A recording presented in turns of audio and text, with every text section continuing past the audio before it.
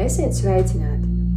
Šajā video pamācībā jūs uzzināsiet, kā izveidot maketu uz piemiņas plāksnes. Kad esat izvēlējušies plāksnes modeli, kuru vēlaties pasūtīt, jums ir iespēja izvēlēto piemiņas plāksni personalizēt.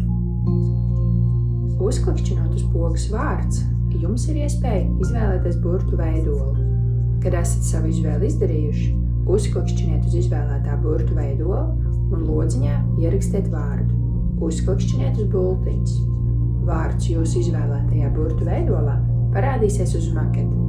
Tāpat rīkojieties, lai izveidot uzvārdu un datumu. Uzklikšķinot uz vārdu, uzvārdu vai datumu, maketā iespējams mainīt katra elementa izmēru un novietojumu. Ja ir gadījies kļūdīties vai vēlaties izmēģināt citu burtu veidolu, uzklikšķiniet uz baltā krustiņa rāmīša kreisajā augšējā stūrī.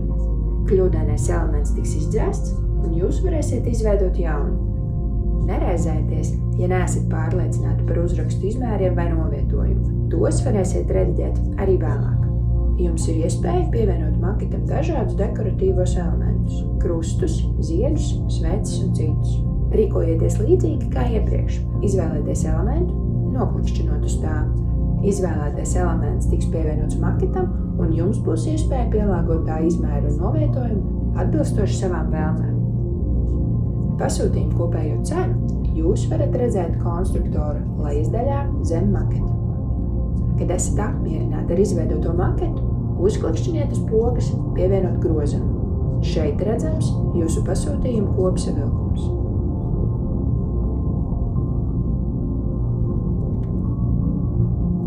Neraizējieties, ka maketa izveidē jūs varētu būt pieļāvuši kādu kļūdu. Pirms ražošanas uzsākšanas mūsu speciālists veiks labojumus, ja tādi būs nepieciešami.